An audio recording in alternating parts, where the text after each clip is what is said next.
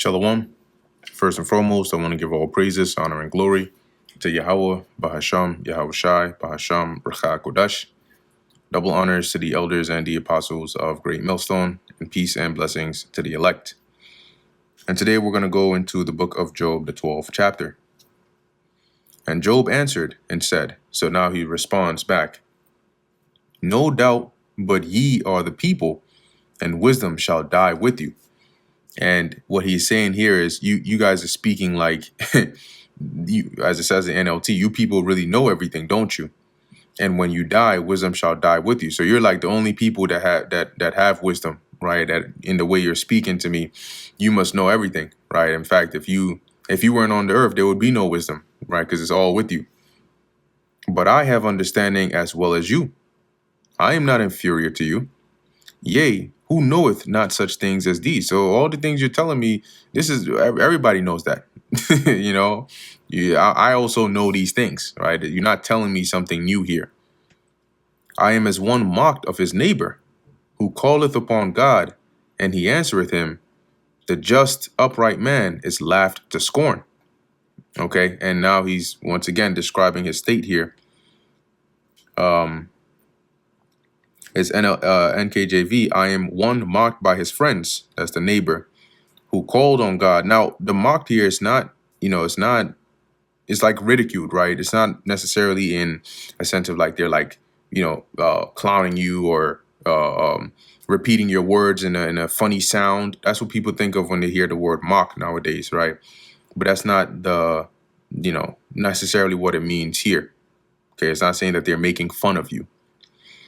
So as he says, I am one mocked by his friends, who called on God, and he answered him, the just and blameless, who is ridiculed. And that's how Job is saying. He's saying that he is one that is just, who hasn't done anything wrong to deserve this, and yet he is being, ridiculed for some iniquity or some guilt that, they assume he should have, even though he's saying, no, I shouldn't. He that is ready to slip with his feet is as a lamp despised in the thought of him that is at ease, right? So those that are at ease, they don't understand, right, what it's like to be like, as it says, one that is ready to slip with his feet. That being Job, right? It says a lamp despised. Let's see what that footnote is. I don't think these things ever load. It says a lamp despised in the thought of one who is at ease. It is made ready for those whose feet slip. In the NLT, I think it makes more sense here. People who are at ease mock those in trouble. They give a push to people who are stumbling. And he's saying like, you are not in my shoes, right? So it's easy for you to despise me who am about to slip or I'm already falling because you're at ease and you're not going through it. So you don't see it from my perspective. The tabernacles of robbers prosper, and they that provoke God are secure, into whose hand God bringeth abundantly. Right, it says here, but robbers are left in peace, and those who provoke God live in safety, though God keeps them in his power. And once again, he's feeling like, how is it? And he's going to say it later on as well. How is it that one who is perfect and eschew with evil, who serves the Most High, who, matter of fact, he's so let me just use the word godly, that, or pious, I think that was the word, that he sacrifices for his children, right? Or at least he used to, after they would have their feast, just in case they had done something to offend the Lord and whatnot. And now he's going through situations that are worse than people that actually just do blatant wickedness. And that's why he's feeling like, yo, what's going on here? Right? And so he's saying, right, the tabernacle of like, here it is, the dwelling places of robbers prosper. Those that provoke God, they're secure, right? As it says, in whose hand God bringeth abundantly. So they're good. But as now, or at least that's what it feels like. And today, like you can look at that, right? You can see I think even Ezra complained about something similar. And you can see that when you look around and you're like, why is it that, these Edomites or these other nations that do wickedness are in this, it looks like they're just not touched, right? Like the just due that should come upon them is not coming upon them. But ask now the beasts, and they shall teach thee, the fowls of the air, and they shall tell thee. Or speak to the earth, and it shall teach thee, and the fishes of the sea shall declare unto thee. Who knoweth not in all these things that the hand of the Lord hath wrought this? Right? So who doesn't know that this is all done by the power of the Lord? In whose hand is the soul of every living thing, and the breath of all mankind? That's heavy, man. The breath of all mankind is in the hand or the power of the Lord. Doth not the ear try words, and the mouth taste his meat? Right. Basically, the job, right, of the ears, right, is to try words, examine the things that come into your ears are examined of it, right, and that's how you end up understanding it as it goes into your brain. And the mouth, as it says, tastes his meat, right, it eats food. Okay, that's the job of it. With the ancient is wisdom, and in length of days understanding. With him is wisdom and strength. He hath counsel and understanding. So he's saying, like, I know the power of God, right? I know the Most High. I know he's this, he's that, he's this. There's none that can stand before him. Behold, he breaketh down, and it cannot be built again. He shutteth up a man, and there can be no opening. If the Most High locks you up, nobody can break you free, right? If he breaks down, nobody can build it back up. Behold, he withholdeth the waters, and they dry up, right? If he holds the waters and there's a drought, the land dries up. Also, he sendeth them out, and they overturn the earth, right? And then if he, so pleases, he sends the waters again, and the earth is overwhelmed. So you have your floods and so on. With him is strength and wisdom. The deceived and the deceiver are his, right? So both strength, wisdom, it all comes from the Lord. Right? The one is somebody that is deceived, and whoever it is that's doing the deception, the Lord is behind it all anyway. Okay, because the Lord can blind certain people to be deceived, to believe a lie, and he can also put thoughts into others to be deceivers. But they all work to the will or bend to the will of the Most High.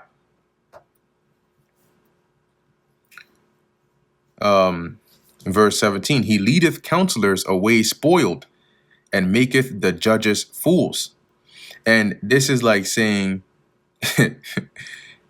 when you're describing somebody, let's say somebody that's very intelligent, you may say something like, this person is so smart, right, that even counselors look like idiots before him, right? And judges, look like he makes judges look like 2-year-olds, right, in elementary school.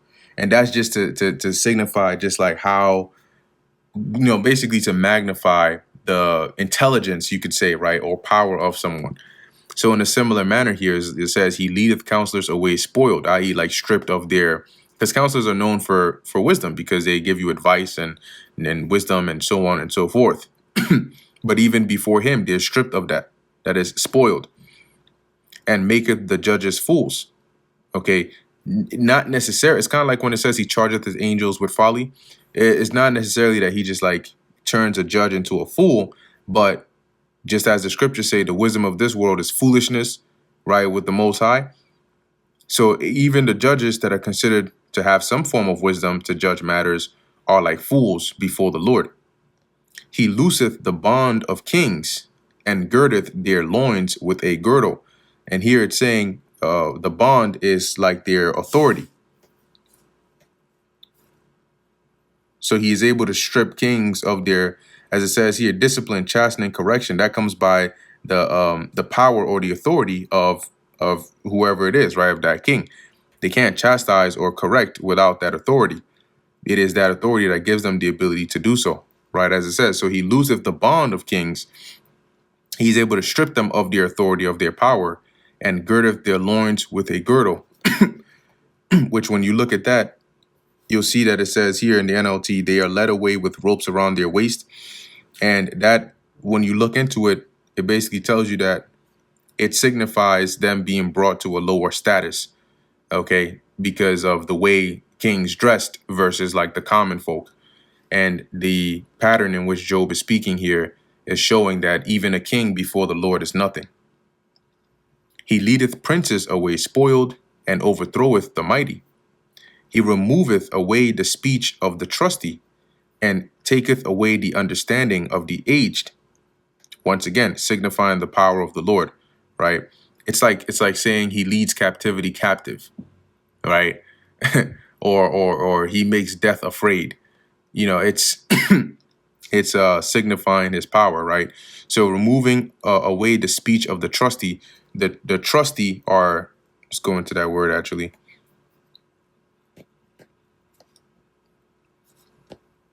Right. It says to support, to confirm, to support. So people that are, like it says, verified, right? Ones that are trustworthy.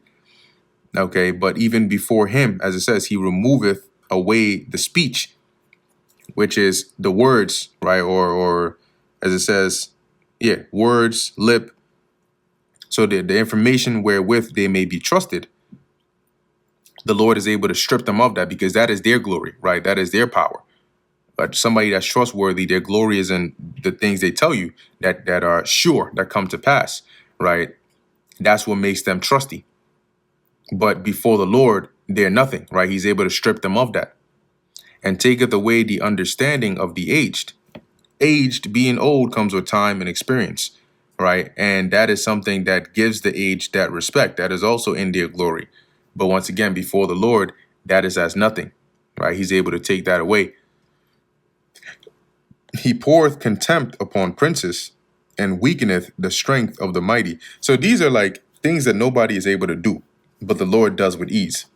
Because you don't, common folk are not going to be able to do that. You can't pour contempt upon a prince, especially not in that time, because that's your head, right? Who has the power to do that? And as it says, weakeneth the strength of the mighty. Only one mightier can do that. He discovereth deep things out of out of darkness, and bringeth out to light the shadow of death. And who is able to do that? Bring out to light the shadow of death. In the NLT, it says he uncovers mysteries hidden in darkness and brings light to the deepest gloom. He increaseth the nations and destroyeth them, right? So the Lord can increase nations. He can decrease them. He can bring destruction upon them. He enlargeth the nations and straighteneth them again. And when you go into that word straighteneth, it actually goes into, I guess, like to guide or instruct or to lead, which really goes back to control, right? He has control over them, whether they're increased, whether they're destroyed, whether they're enlarged. He taketh away the heart of the chief of the people of the earth, and causeth them to wander in a wilderness where there is no way. So as it says here, I'll read both the NKJV and the NLT. He takes away the understanding of the chiefs of the people of the earth and makes them wander in a pathless wilderness. NLT, he strips kings of understanding and leaves them wandering in a pathless wasteland. They grope in the dark without light, once like a blind person trying to find their way around. And he maketh them to stagger like a drunken man. And these are people that are looked to as pillars, right? As support, as wise men, as leaders. And yet before the Lord, he can make them, like, as it says, like a drunken person that's staggering. And that's one that they're inebriated, right? So they're not in their right mind. Their sense of judgment is off. Now, Job is not necessarily saying that the Lord is going around doing exactly this, but it's saying he has the power to. Okay, before him, all of these people that are in situations that are looked at as impossible or high and mighty are nothing before Yahweh, Bahasham Yahweh Shai. And that brings us to the end of the book of Job, the 12th chapter. Lord willing, that was edifying to the elect. In closing, I want to give all praises, honor, and glory to Yahweh, Bahasham Yahweh Shai, Bahasham Racha Kodash. And until next time, Shalom.